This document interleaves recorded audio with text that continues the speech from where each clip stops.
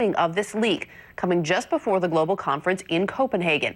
John Roberts went to the source, Britain's East Anglia University, and John joins us tonight. John, why is it that these emails are causing such a controversy? Well, basically, Erica, it's because they just look bad. You know, when one of the chief climate researchers in the world from one of the most prestigious research institutions around the globe says things like, we used a trick to try to get the decline hidden, people prick up their ears and they say, well, wait a minute, what's going on here? And while that could be very benign language for this idea that we just use a clever method to be able to marry together two very disparate data sets, people will look at that and at the language and they'll say, well, trick and hide. What exactly are they trying to trick and what exactly are they trying to hide? There were more emails that were sent out from Phil Jones, who's the director of the Climatic Research Unit, talking about trying to keep information out of the hands of other scientists. Now, when you dig deeper, you find out that that information is proprietary. He didn't have the rights to release it.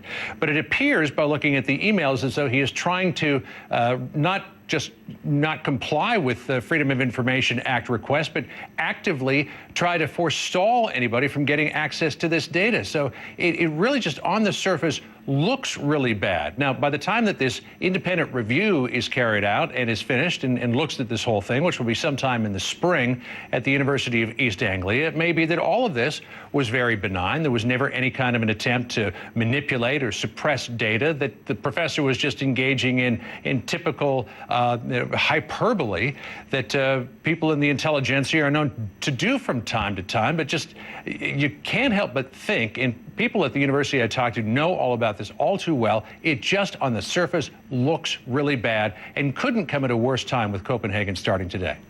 No, and John, of course, for many people, if it smells bad, then, as you mentioned, to them it just is bad. John, I know you're going to have much more on Climategate coming up tonight. You can join John at 8 Eastern as part of a Campbell Brown special, Global Warming, Trick or Truth.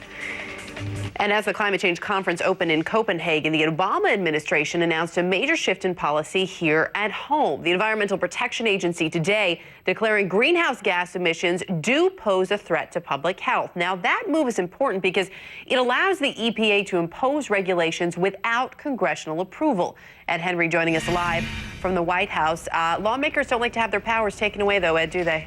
That's right, Erica. And, you know, a lot of big developments here at the White House. The former Vice President Al Gore was here in the Oval Office for about an hour, meeting with President Obama this afternoon on all of these big decisions, right on the eve of the president himself heading to Copenhagen. As you know, he was supposed to actually go this week, but he's now changed it. He's going to go to the Copenhagen summit next week because White House aides say they think there's a better chance of striking a major deal if he goes at the end of the summit and sort of pushes leaders along. Also, the possibility of a major accord at Copenhagen drove in part the announcement by the EPA that you mentioned today. The president's own EPA administrator, Lisa Jackson, saying here in Washington, they hope this gives world leaders an even bigger incentive to try to bring together a big deal. It also puts some pressure on Congress. As you know, Congress has really been out of the game so far. A climate deal is stalled on Capitol Hill. The EPA's action today basically says, look, if Congress doesn't move forward on a law, the EPA, the Obama administration, can act alone and impose some new regulations. That has some Republicans upset. Top Republican Eric Cantor, a congressman from Virginia, was saying today, look, this more regulation could be bureaucracy run amok. It can really choke off any possible economic recovery. White House insisting that's not true, that they can come up with some good, strong regulations that will help push back on global warming and not hurt businesses and consumers, Erica. And so it continues, the battle there in Washington. Ed Henry, thanks.